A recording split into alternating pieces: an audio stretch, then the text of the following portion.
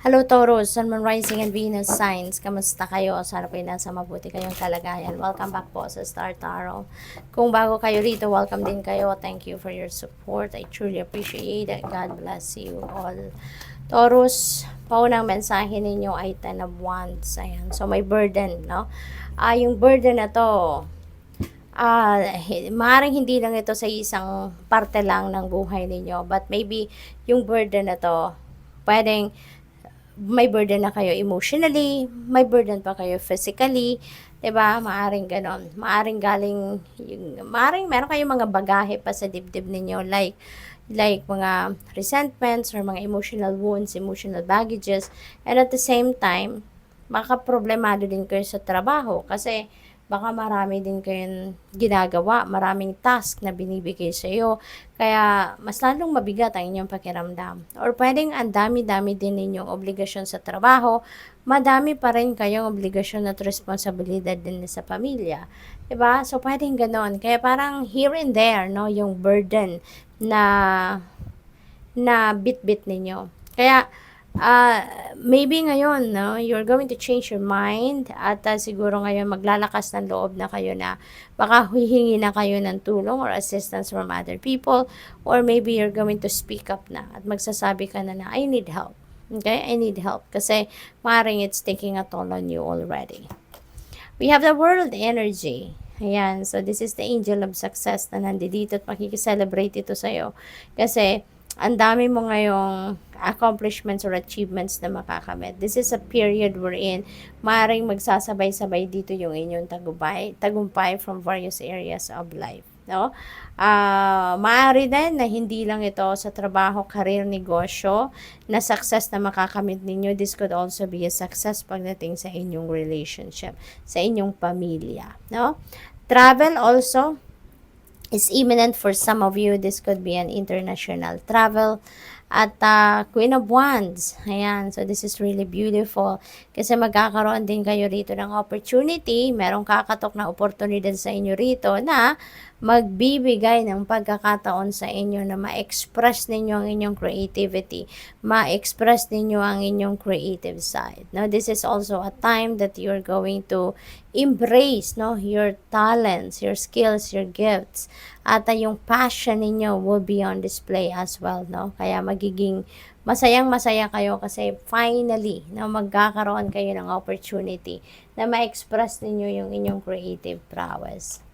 We have Queen of Pentacles, ayan, comfort, no? At ang comfort na to is financial comfort, which is really, really beautiful.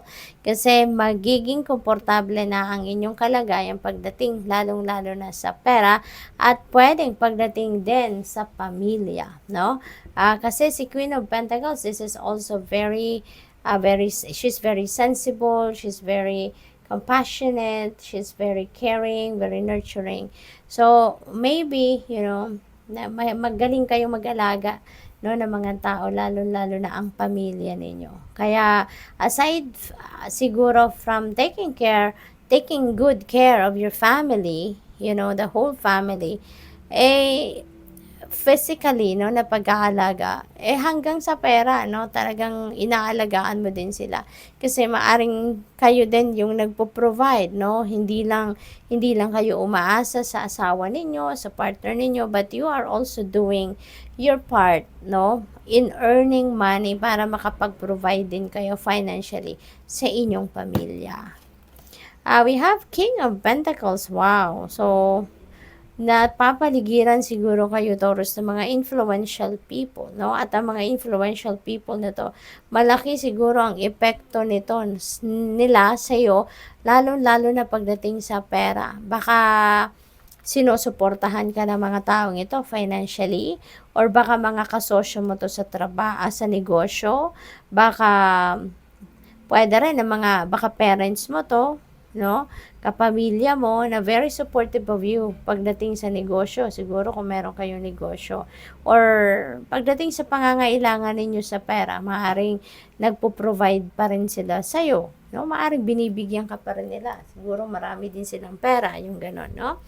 And also Ang iba sa inyo din dito with the King of Pentacles, baka kayo ay talagang nandoon na sa puntong mayaman na kayo, mapera na kayo, marami na kayong ipon, established na kayo sa inyong trabaho, negosyo, career, or marami na kayong investments, no? So, pwedeng ganun din ang sitwasyon ng iba sa inyo rito. Kaya, kayo din yung nagbibigay, nagshi-share din kayo, 'di ba? Tumutulong din kayo kasi hindi kayo maramot, no? Yung gano'n. Or puwede rin ang iba sa inyo dito, Taurus, ito yung wino-work on ninyo na makarating din kayo sa posisyon ni King of Pentacles, which is really a very wealthy person na, no? Na very successful na siya sa kanyang money, career, and finances. Baka yun din ang pinapangarap ninyo at pinagtatrabahuan ninyo. Three of Wands, ayan, maybe, you are preparing for something big dito, no? Kasi nanggagaling na kayo sa tagumpay. So, this success is going to open up more doors para sa iyo, more opportunities. Kaya maaring yun ang preparahan ninyo. Maybe you are preparing for whatever it is that you need. Maybe yung pagpaplano, or yung mga kakailanganin talaga, yung mga ganon, no? So, that is what you are doing here. What else? We have Seven of Pentacles. Ayan. So, meron kayong vision, no? Maybe you are planning for more. Or maybe you are, siguro nagdidiskarte kayo ngayon. Kasi galing kayo sa tagumpay. And maybe ngayon, mas nag-iisip kayo ng mas marami pang bagay, mas marami pang ventures.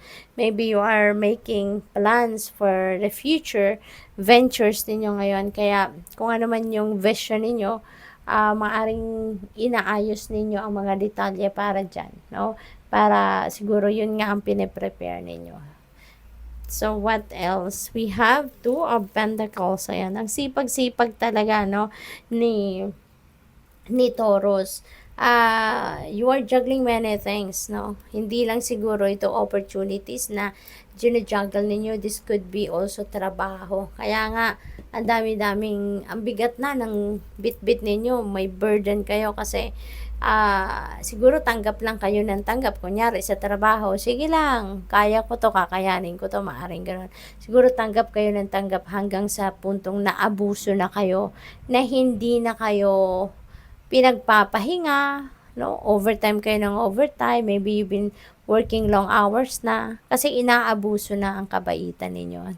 Bigay na bigay sa inyo ng trabaho. So, this is calling on you, no, to bring the balance back in your life. Okay? Kailangan mong ibalanse ang buhay ninyo. Kailangan mong ibalanse ang sarili ninyo because you also need time for yourself. No, yung personal needs ninyo, you also need to take care of that. Okay? Hindi lang yung mga obligation, responsibilidad at kung ano-ano pa. Good luck. Thank you for watching Love and Light. Namaste.